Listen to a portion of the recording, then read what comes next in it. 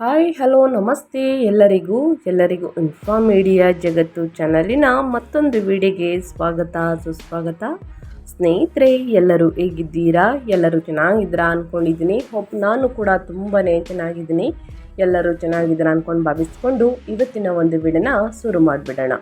ಇವತ್ತಿನ ಒಂದು ವಿಡಿಯೋದಲ್ಲಿ ವೃಶ್ಚಿಕ ರಾಶಿಯವರ ಭವಿಷ್ಯ ಏಪ್ರಿಲ್ 10ರಿಂದ ಸಾಕಷ್ಟು ಬದಲಾವಣೆಯನ್ನು ನೋಡಲಿದ್ದೀರಿ. ಸ್ನೇಹಿತರೆ, ನೀವು ಯಾವ ಕಾರಣ ಅಂದರೆ ನಿಮ್ಮ ವ್ಯಾಪಾರದಲ್ಲಿ, ವ್ಯವಹಾರದಲ್ಲಿ, ಹಣಕಾಸಿನಲ್ಲಿ, ವೃತ್ತಿ ಜೀವನದಲ್ಲಿ, ಉದ್ಯೋಗದಲ್ಲಿ, ನಿಮ್ಮ ಹೆಲ್ತಲ್ಲಿ ಗ್ರಹಗಳ ಸಂಚಾರ ಮತ್ತು ಗ್ರಹಗಳ ಸ್ಥಾನ ಬದಲಾವಣೆಯಿಂದ ಸಾಕಷ್ಟು ಬದಲಾವಣೆಯನ್ನು ನಿಮ್ಮ ಜೀವನದಲ್ಲಿ ನೋಡಲಿದ್ದೀರಿ ಅಂತಲೇ ಹೇಳ್ಬೋದು.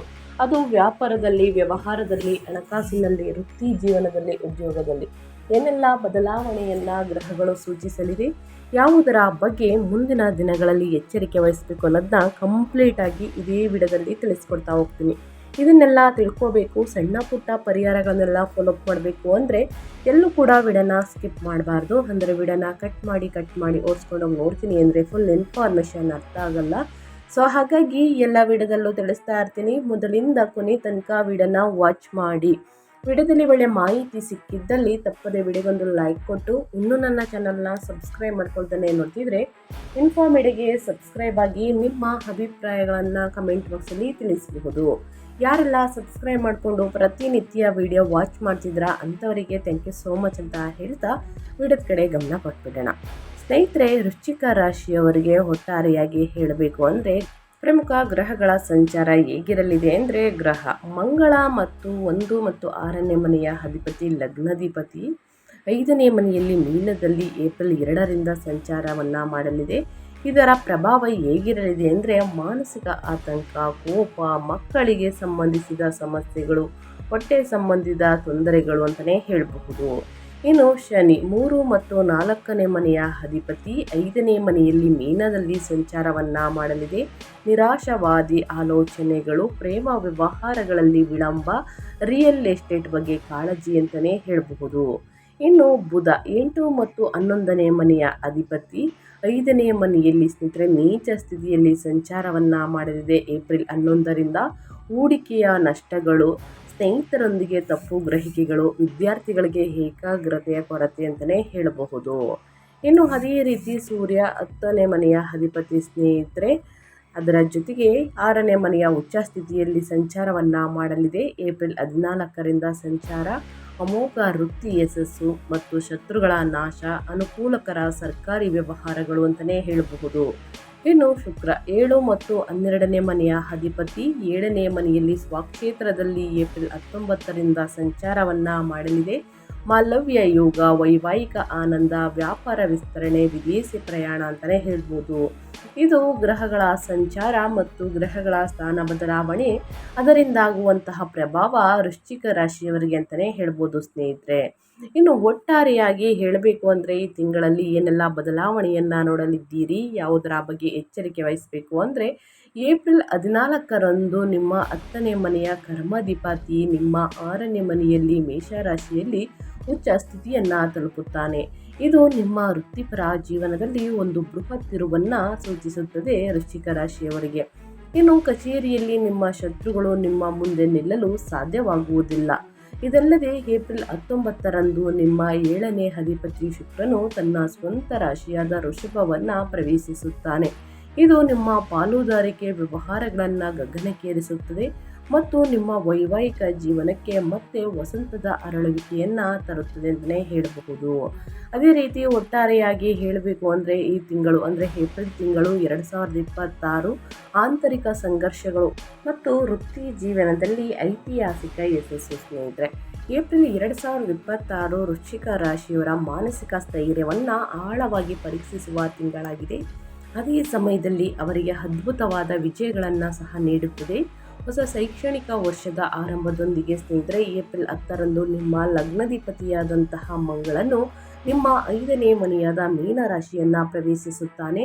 ಅಲ್ಲಿ ಅವನು ಶನಿಯೊಂದಿಗೆ ಸೇರುತ್ತಾನೆ. ಏಪ್ರಿಲ್ 11ರಂದು ನೀಚ ಬುಧನು ಸಹ ಈ ಜೋಡಣೆಗೆ ಸೇರುತ್ತಾನೆ. 5ನೇ ಮನೆಯಲ್ಲಿನ ಈ ಗ್ರಹಗಳ ಯುದ್ಧವು ನಿಮ್ಮನ್ನ ಮಾನಸಿಕ ಗೊಂದಲದಿಂದ ಕಾಡುತ್ತದೆ. ವಿಶೇಷವಾಗಿ ನಿಮ್ಮ ಮಕ್ಕಳ ಭವಿಷ್ಯ, ಅವರ ಆರೋಗ್ಯ ಮತ್ತು ಆಧಾರರಹಿತ ಭಯಗಳ ಬಗ್ಗೆ ವಿಪರೀತ ಆತಂಕವನ್ನ ಉಂಟು ಮಾಡುತ್ತದೆ ಅಂತಲೇ ಹೇಳಬಹುದು. ಇನ್ನು ಅದೇ ರೀತಿ ಹಣಕಾಸಿನ ಬಗ್ಗೆ ಹೇಳೋದಾದ್ರೆ ಏನೆಲ್ಲ ಬದಲಾವಣೆಯನ್ನ ಗ್ರಹಗಳು ಸೂಚಿಸಲಿದೆ ಅನ್ನೋದನ್ನ ನೋಡೋದಾದ್ರೆ ಸ್ನೇಹಿತರೆ, ಈ ತಿಂಗಳಲ್ಲಿ ಆರ್ಥಿಕವಾಗಿ ಈ ತಿಂಗಳು ಮಿಶ್ರ ಫಲಿತಾಂಶಗಳನ್ನ ನೀಡುತ್ತದೆ. ವೃಶ್ಚಿಕ ರಾಶಿಯವರಿಗೆ ನಿಮ್ಮ 2ನೇ ಧನಾಧಿಪತಿಯಾದಂತಹ ಗುರು 8ನೇ ಮನೆಯಲ್ಲಿ ಸ್ಥಾನ ಪಡೆದಿರುವುದರಿಂದ ಬರಬೇಕಾದ ಹಣವು ವಿಳಂಬವಾಗಬಹುದು ಅಥವಾ ನೀವು ಅನಿರೀಕ್ಷಿತ ಖರ್ಚುಗಳನ್ನು ಎದುರಿಸಬಹುದು. 5ನೇ ಮನೆಯಲ್ಲಿ ಮಂಗಳ, ಶನಿ, ಬುಧ ಸಂಯೋಗದಿಂದಾಗಿ ಸ್ನೇಹಿತರಿಗೆ ನೀಡಿದ ಸಾಲದ ಹಣವನ್ನು ವಸೂಲಿ ಮಾಡುವುದು ತುಂಬ ಕಷ್ಟಕರವಾಗುತ್ತದೆ. ಅದ್ಯಾಗೋ ಏಪ್ರಿಲ್ 14ರ ನಂತರ 6ನೇ ಮನೆಯಲ್ಲಿರುವಂತಹ ಉಚ್ಚ ಸೂರ್ಯನಿಗೆ ಧನ್ಯವಾದಗಳನ್ನು ಹೇಳಬೇಕಾಗುತ್ತದೆ. ನಿಮ್ಮ ಹಳೆಯ ಸಾಲಗಳನ್ನು ಸ್ನೇಹಿತರೆ ತೀರಿಸಲು ಬೇಕಾದ ಹಣವನ್ನು ನಿಮಗೆ ಉದ್ಯೋಗದ ಮೂಲಕ ವ್ಯವಸ್ಥೆಗೊಳಿಸಲಾಗುತ್ತದೆ. ಬ್ಯಾಂಕ್ಗಳಿಂದ ನೀವು ನಿರೀಕ್ಷಿಸುತ್ತಿದ್ದಂತಹ ಸಾಲಗಳು ಮಂಜೂರಾಗುತ್ತವೆ. ಏಪ್ರಿಲ್ 19ರ ನಂತರ ಶುಕ್ರನ ಬಲವು ನಿಮ್ಮ ಆರ್ಥಿಕ ಒತ್ತಡವನ್ನು ಗಮನಾರ್ಹವಾಗಿ ಕಡಿಮೆ ಮಾಡುತ್ತದೆ ಅಂತಲೇ ಹೇಳಬಹುದು. ಇದು ಗ್ರಹಗಳ ಸಂಚಾರದಿಂದ, ಗ್ರಹಗಳ ಸ್ಥಾನ ಬದಲಾವಣೆಯಿಂದ ಏನೆಲ್ಲ ಬದಲಾವಣೆಯನ್ನ ನಿಮ್ಮ ಹಣಕಾಸಿನಲ್ಲಿ ನೋಡಲಿದ್ದೀರಿ, ಯಾವುದರ ಬಗ್ಗೆ ಎಚ್ಚರಿಕೆ ವಹಿಸಬೇಕು ಅನ್ನೋದನ್ನ ಕಂಪ್ಲೀಟ್ ಆಗಿ ತಿಳಿಸ್ಕೊಟ್ಟಿದ್ದೀನಿ. ಇನ್ನು ನಿಮ್ಮ ಹೆಲ್ತ್ ಬಗ್ಗೆ ಹೇಳೋದಾದ್ರೆ ನಿಮ್ಮ ಆರೋಗ್ಯದಲ್ಲಿ ಏನೆಲ್ಲ ಬದಲಾವಣೆಯನ್ನ ನೋಡಲಿದ್ದೀರಿ, ಯಾವುದರ ಬಗ್ಗೆ ಎಚ್ಚರಿಕೆ ವಹಿಸಬೇಕು ಅನ್ನೋದನ್ನ ನೋಡ್ತಾ ಹೋಗೋಣ. ನಿಮ್ಮ ಲಗ್ನಾಧಿಪತಿ ಮಂಗಳನು ಜಲತತ್ವದ ರಾಶಿಯಾದ ಮೀನದಲ್ಲಿ ಸ್ನೇಹಿತರೆ 5ನೇ ಮನೆಯಲ್ಲಿ ಶನಿಯೊಂದಿಗೆ ಸೇರಲಿದ್ದಾರೆ. ಇದರಿಂದ ನಿಮ್ಮ ಹೆಲ್ತ್ಗೆ ಹೇಳೋದಾದ್ರೆ ಈ ಸಂಯೋಜನೆಯು ನಿಮಗೆ ಜೀರ್ಣಕಾರಿ ಸಮಸ್ಯೆಗಳು, ಗ್ಯಾಸ್ಟ್ರಿಕ್ ಸಮಸ್ಯೆಗಳು ಅಥವಾ ಹೊಟ್ಟೆ ನೋವುಗಳಿಂದ ನೀವು ತೊಂದರೆಯನ್ನು ಅನುಭವಿಸಬೇಕಾಗುತ್ತದೆ. ಮಾನಸಿಕ ಶಾಂತಿಯ ಕೊರತೆ ಇರುತ್ತದೆ ಮತ್ತು ಸಣ್ಣ ಪುಟ್ಟ ವಿಷಯಗಳಿಗೂ ನೀವು ಹಠಾತ್ ಕೋಪ ಮತ್ತು ಕಿರಿಕಿರಿಯನ್ನು ಅನುಭವಿಸಬಹುದು ಸ್ನೇಹಿತರೆ. ಸೊ ಹಾಗಾಗಿ ಏಪ್ರಿಲ್ 14ರಿಂದ ಸೂರ್ಯನು ಉಚ್ಚ ಸ್ಥಿತಿಯು ನಿಮ್ಮ ರೋಗ ನಿರೋಧಕ ಶಕ್ತಿಯನ್ನು ನಾಟಕೀಯವಾಗಿ ಪರಿಹಾರವನ್ನು ನೀಡುತ್ತದೆ ಅಂತಲೇ ಹೇಳಬಹುದು. ಅದಿಯಾಗೋ ಸೂರ್ಯನು ತೀವ್ರವಾದ ಶಾಖವು ನಿಮ್ಮ ದೇಹದಲ್ಲಿ ಉಷ್ಣಾಂಶವು ಹೆಚ್ಚಿಸುತ್ತದೆ. ಸಾಕಷ್ಟು ನೀರು ಕುಡಿಯುವುದರಿಂದ ಮತ್ತು ತಂಪಾಗಿಸುವ ಹೈಡ್ರೇಟಿಂಗ್ ಆಹಾರಗಳನ್ನು ಸೇವಿಸುವುದು ಅತ್ಯಂತ ಅವಶ್ಯಕವಾಗಿದೆ ಅಂತಲೇ ಹೇಳಬಹುದು. ಈ ತಾಪಮಾನಕ್ಕೆ ಸ್ನೇಹಿತರೆ ಚೆನ್ನಾಗಿ ನೀರನ್ನು ಕುಡಿಯುವುದು, ಹಸಿರು ತರಕಾರಿ, ಹಣ್ಣು ಹಂಪಲುಗಳನ್ನು ಸೇವಿಸುವುದು, ನಾರಿನಂಶ ಇರುವಂತಹ ತರಕಾರಿ ಹಣ್ಣುಗಳನ್ನು ಚೆನ್ನಾಗಿ ತಿನ್ನುವುದರಿಂದ ಸ್ನೇಹಿತರೆ ನಿಮಗಿರುವಂತಹ ಸಮಸ್ಯೆಗಳು, ಹೊಟ್ಟೆಗೆ ಇರುವಂತಹ ಸಮಸ್ಯೆಗಳು ನಿವಾರಣೆಯಾಗುತ್ತಾ ಬರುತ್ತದೆ. ಸೊ ಹಾಗಾಗಿ ಪ್ರತಿದಿನ ಲಘು ವ್ಯಾಯಾಮವನ್ನು ಮಾಡಿ, ಇನ್ನು ಅದೇ ರೀತಿ ಧ್ಯಾನವನ್ನು ಮಾಡಿ, ಮೆಡಿಟೇಷನನ್ನು ಮಾಡಿ, ಈ ರೀತಿ ಮಾಡುವುದರಿಂದ ನಿಮ್ಮ ಆರೋಗ್ಯದಲ್ಲಿರುವ ಸಮಸ್ಯೆಗಳು ಕ್ರಮೇಣವಾಗಿ ಕಡಿಮೆಯಾಗಲಿದೆ ಅಂತಲೇ ಹೇಳಬಹುದು. ಇನ್ನು ವ್ಯಾಪಾರ ಮತ್ತು ಸ್ವಯಂ ಉದ್ಯೋಗದ ಪ್ರಕಾರ ಹೇಳೋದಾದರೆ ತಿಂಗಳ ಮೊದಲಾರ್ಧದಲ್ಲೇ ವ್ಯಾಪಾರ ಮಾಲೀಕರು ದೊಡ್ಡ ಹೂಡಿಕೆಗಳನ್ನು ಮಾಡುವುದನ್ನು ತಪ್ಪಿಸಲು ಬಲವಾಗಿ ಸಲಹೆ ನೀಡಲಾಗುತ್ತದೆ. 11ನೇ ಲಾಭಾಧಿಪತಿ ಬುಧನು ನೀಚ ಸ್ಥಿತಿಯಲ್ಲಿ ಇರುವುದರಿಂದ ಮತ್ತು ಪಾಪದ ಗ್ರಹಗಳು 5ನೇ ಮನೆಯಲ್ಲಿ ನೆಲೆಸಿರುವುದರಿಂದ ನಿಮ್ಮ ಲೆಕ್ಕಾಚಾರಗಳು ತಪ್ಪಾಗಬಹುದು. ನೀವು ಷೇರು ಮಾರುಕಟ್ಟೆ ಮತ್ತು ಊಹಾಪೋಹದ ಚಟುವಟಿಕೆಗಳಿಂದ ಕಟ್ಟುನಿಟ್ಟಾಗಿ ದೂರವಿರಬೇಕು. ಆದರೆ ಏಪ್ರಿಲ್ 19ರಂದು ನಿಮ್ಮ 7ನೇ ಅಧಿಪತಿಯಾದಂತಹ ಶುಕ್ರನು ತನ್ನ ಸ್ವಂತ ರಾಶಿಯಾದ ಋಷಭವನ್ನು 7ನೇ ಮನೆಯನ್ನು ಪ್ರವೇಶಿಸುವುದು ನಿಮ್ಮ ವ್ಯಾಪಾರಕ್ಕೆ ಬೃಹತ್ ವರದಾನವಾಗಿದೆ.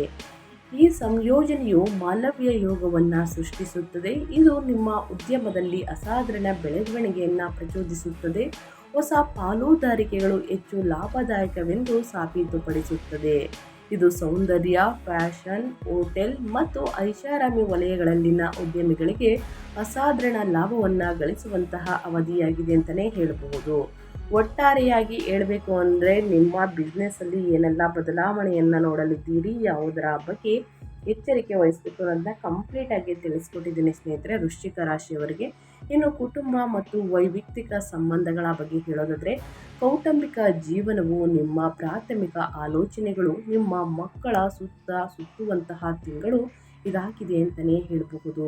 ನಿಮ್ಮ 5ನೇ ಮನೆಯ ಮಕ್ಕಳ ಮನೆಯ ಮೇಲೆ ಪಾಪದ ಗ್ರಹಗಳು ಅಂದರೆ ಶನಿ, ಮಂಗಳ ಮತ್ತು ರಾಹುವಿನ ದೃಷ್ಟಿ ಭಾರಿ ಪ್ರಭಾವದಿಂದಾಗಿ ನಿಮ್ಮ ಮಕ್ಕಳ ಶಿಕ್ಷಣ, ಆರೋಗ್ಯ ಅಥವಾ ಅವರ ಹಠಮಾರಿ ವರ್ತನೆ ನಿಮಗೆ ತೀವ್ರ ಆತಂಕವನ್ನು ಉಂಟು ಮಾಡುತ್ತದೆ.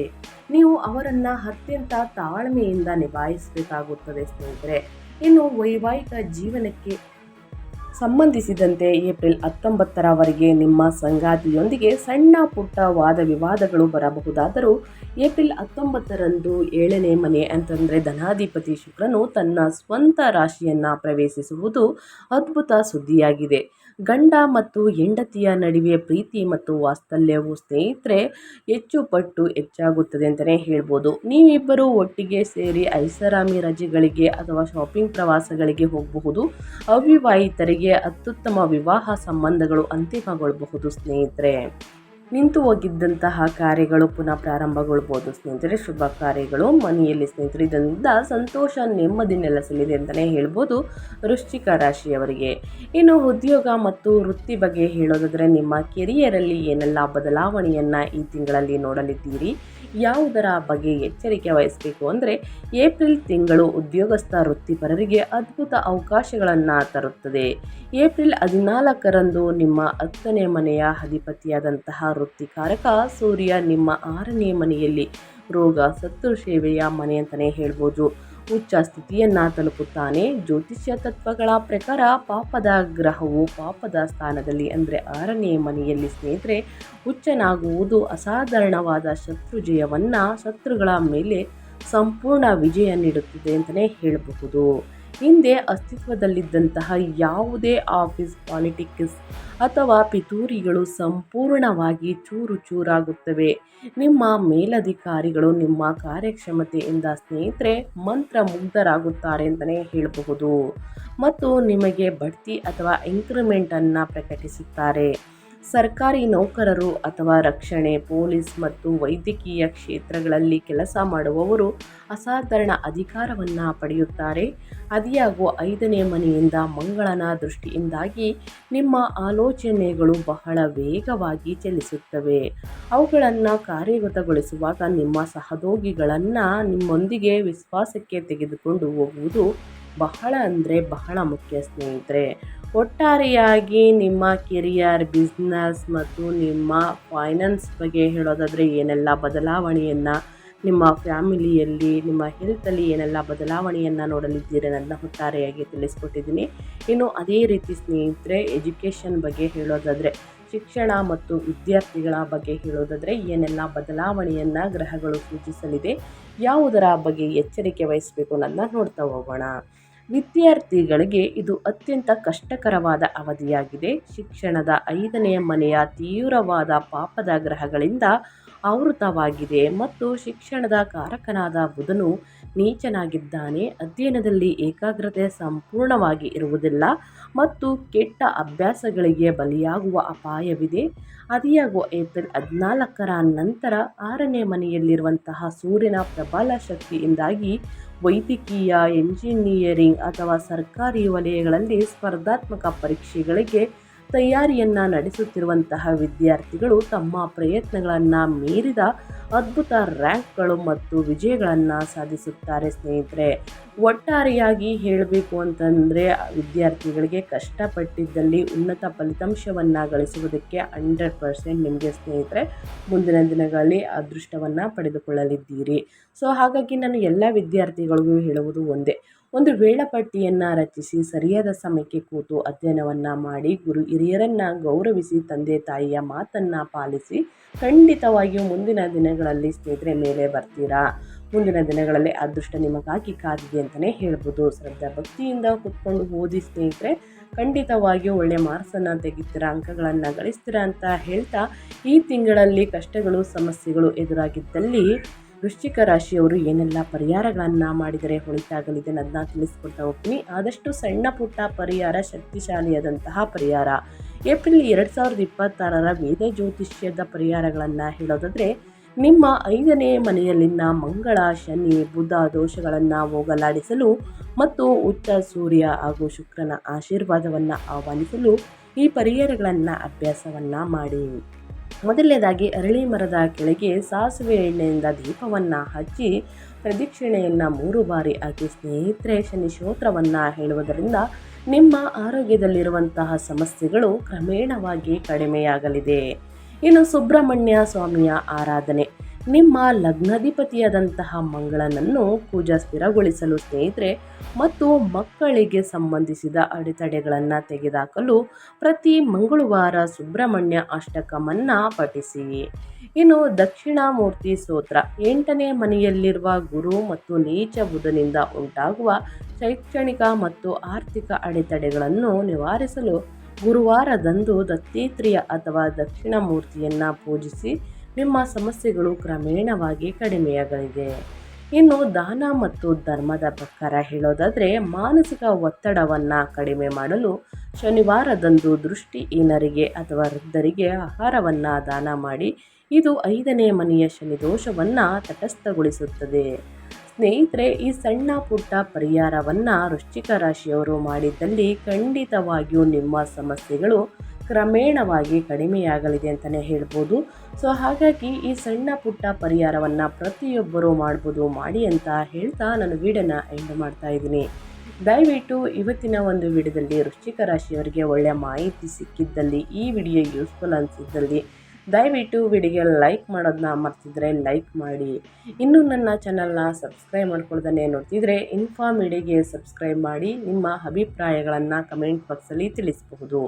ಯಾರೆಲ್ಲ ಸಬ್ಸ್ಕ್ರೈಬ್ ಮಾಡಿಕೊಂಡು ಪ್ರತಿನಿತ್ಯ ವಿಡಿಯೋ ವಾಚ್ ಮಾಡ್ತಿದ್ದೀರಾ ಅಂಥವರಿಗೆ ಥ್ಯಾಂಕ್ ಯು ಸೋ ಮಚ್ ಅಂತ ಹೇಳ್ತಾ, ಸ್ನೇಹಿತರೆ ಈ ಅದೃಷ್ಟ ರಾಶಿ ನಿಮ್ಮ ಕುಟುಂಬದಲ್ಲಿ ನಿಮ್ಮ ಸ್ನೇಹಿತರಲ್ಲಿ ಯಾರಾದರೂ ಹೊಂದಿದ್ರೆ ದಯವಿಟ್ಟು ಅವ್ರಿಗೆ ವಿಡಿಯೋವನ್ನು ಶೇರ್ ಮಾಡಿ. ಕಮೆಂಟ್ ಬಾಕ್ಸಲ್ಲಿ ಓಂ ನಮಃ ಶಿವಾಯ, ಓಂ ನಮಃ ಶನೇಶ್ವರಾಯ ನಮಃ ಅಂತ ಕಮೆಂಟ್ ಮಾಡಿ. ಶನಿದೇವರ ಅನುಗ್ರಹದಿಂದ, ಶಿವನ ಅನುಗ್ರಹದಿಂದ ನಿಮ್ಮ ಜೀವನದಲ್ಲಿರುವಂತಹ ಕಷ್ಟಗಳು, ಸಮಸ್ಯೆಗಳು, ಅಡಚಣೆಗಳು ಏನೇ ಇದ್ದರೂ ಕೂಡ ನಿವಾರಣೆಯಾಗಲಿ ಅಂತ ಕೇಳ್ಕೊತಾ ಮತ್ತೊಂದು ವಿಡಿಯೋ ಜೊತೆ ಮತ್ತೊಂದು ಹೊಸ ಭವಿಷ್ಯದಲ್ಲಿ ಸಿಗ್ತೀನಿ. Thank you for watching.